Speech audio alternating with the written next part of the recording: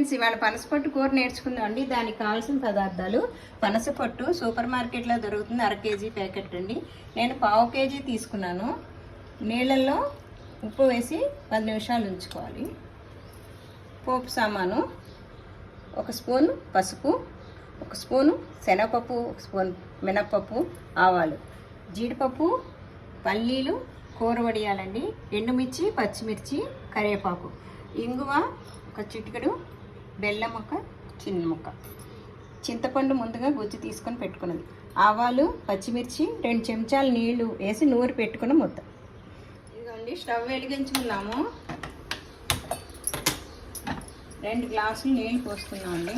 పనసపొట్టు మునిగే వరకు పోసుకోవాలన్నమాట. బాగా శుభ్రంగా కడిగేసుకుని పనసపొట్టుని ఇందాక నానబెట్టి ఉంచుకున్నాం కదా, ఇలా పిండేసుకుని దీంట్లో వేసుకోవాలి. ఎందుకంటే కలర్ ఉంటుంది, ఆ కలర్ పోవటానికి కోసమని. దీంట్లో ఉప్పు అంతా కరిగిపోతుంది. ఇలా ఈ పనసపొట్టు అంతా మనం మునిగేటట్టుగా నీళ్లు పోసుకోవాలన్నమాట. ఇవి 4 పొంగులు వచ్చేదాకా ఉడికించుకోవాలండి. ఇవ్వండి, చూసారా ఇలా ఉడికిపోయింది. దీన్ని స్టవ్ ఆర్పేసి మనం చిల్లులు గరిటె కానీ జల్లెడు కానీ వేసుకుని వాట్ చేసుకోవాలండి. బాగా నీరంతా అయిపోయినాక వాడుకోవాలి. ఇక్కడ స్టవ్ వెలిగించుకుందామండి, మూకుడు పెట్టుకుని. దీంట్లో బాగానే నూనె పడుతుందండి. పులిహార పోపు కదా, పనసపొట్టుకి ఎంత నూనె పెడితే అంత బాగుంటుంది కూర కమ్మగా. నూనె బాగా వేడెక్కాలి. నేను ముందుగా వడియాలు, కూర వడియాలు, పల్లీలు, జీడిపప్పు వేయించి ఉంచుకున్నానండి పైన అలంకరణ కోసం.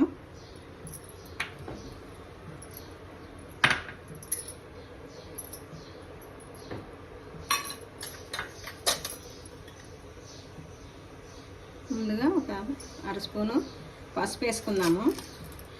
ఇష్టమండి పోపుకి శనగపప్పు, మినపప్పు కూడా ఎక్కువ వేసుకుంటే బాగుంటుంది. పులిహార పోపు లాగానే అన్నమాట. పల్లీలు, జీడిపప్పు ఇవన్నీ బాగా వేగాలి. అప్పుడు ఆవాలు వేసుకుందాము.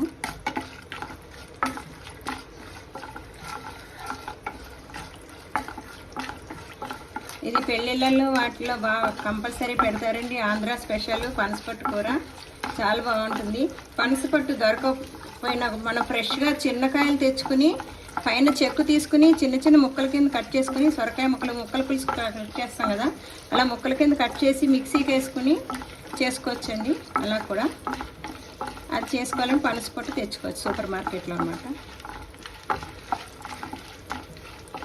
మిక్సీకి వేసుకునేటప్పుడు కొంచెం పసుపు, ఉప్పు వేసుకుని ఆ ముక్కలు మిక్సీకి చేసుకోవాలి. అంటుకోకుండా ఉంటుంది జిగురు. మిక్సీ జార్కి అంటుకోకుండా వస్తుంది అన్నమాట. ఇవన్నీ పప్పు వేగుతుంది, శనగపప్పు, మినపప్పు.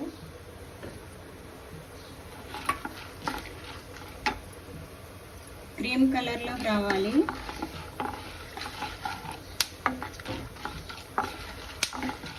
ఇవన్నీ చూసారా క్రీమ్ కలర్లోకి వచ్చినాయి పప్పులు. పల్లీలు కూడా టక్ టక్ మట్టినాయి. ఎండుమిర్చి, పచ్చిమిర్చి ఎప్పుడైనా చీల్చి వేసుకుంటే చింతపండు పులుసులో నాని బాగుంటుందండి తినేటప్పుడు. ఇప్పుడు ఆవాలు వేసుకుందాము.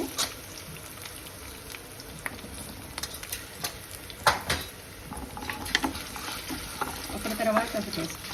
ఇప్పుడు ఇంగువ వేద్దామండి, ఎందుకంటే ముందే వేస్తే ఫ్లేవర్ అంతా వెళ్ళిపోతుంది. ఇంగువ, ఇది పాల ఇంగువ అండి, అందుకని కొంచెం వేసాను. ఎల్జీ అయితే 1 స్పూన్ పడుతుంది. ఈ ఇంగువ చాలా బాగుంటుంది, కాకినాడలో దొరుకుతుందండి ఎల్జీ పాల ఇంగువ. ఇప్పుడు కరివేపాకు వేసుకుందాము.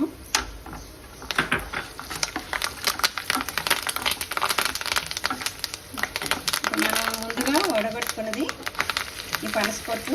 అసలు నీరు ఉండకూడదండి, చూడండి ఎలా ఉందో, ఇరిపిల్లాడాలి, అప్పుడే బాగుంటుంది కూర.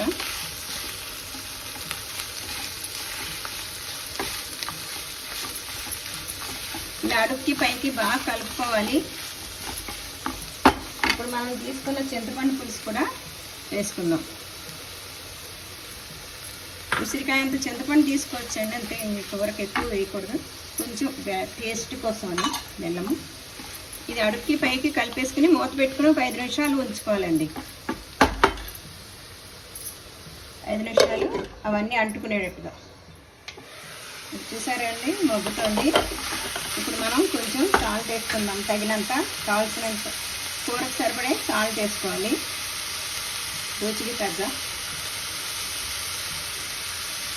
ఇప్పుడు మళ్ళీ అడుగు నుంచి పైకి బాగా కలిపి ఉప్పు, ఆవు పిండి, చింతపండు అంతా అంటుకునేటట్టు ఒక 5 నిమిషాల వల్ల మగ్గించుకుందాం.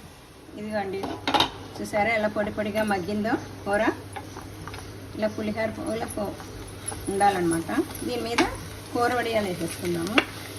ఇది కూడా ఒకసారి కలుపుకుందాం.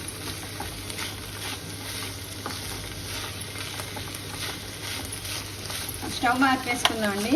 స్టవ్ ఆర్పేసుకుని అప్పుడు మనం ముందుగా చేసుకున్న ఆవాలు నూరు పెట్టుకున్నాం కదా ముద్ద, ఇది వేసుకొని బాగా అంటుకునేటట్టు కలుపుకోవాలి. స్టవ్ ఉండగానే వేయకూడదండి, చిరిచేది వస్తుంది. మంట ఉండగా వేయకూడదు. స్టవ్ ఆర్పేసుకుని అప్పుడు వేసుకోవాలి. ఇలా అడుక్కి పైకి ఊరితే చాలా బాగుంటుందండి. ఇది బౌల్లో తీసుకోవడం అయిపోయింది. ఆవుపిండి ఊరినాక చాలా బాగుంటుందండి, పులిహోర లాగా. ఇది మొన్నాడు కూడా ఉంటుంది, కర్రీ పాడైపోదు. ఇంతేనండి. ఇదిగోండి పనసపట్టు కూర రెడీ. వేడి వేడి అన్నంలో నెయ్యి వేసుకు తింటే చాలా బాగుంటుందండి. ఇలా అలంకరణ కూడా చేసుకుంటే చాలా బాగుంటుంది చూడడానికి. లైక్ చేయండి, షేర్ చేయండి, సబ్స్క్రైబ్ చేయండి. Thank you.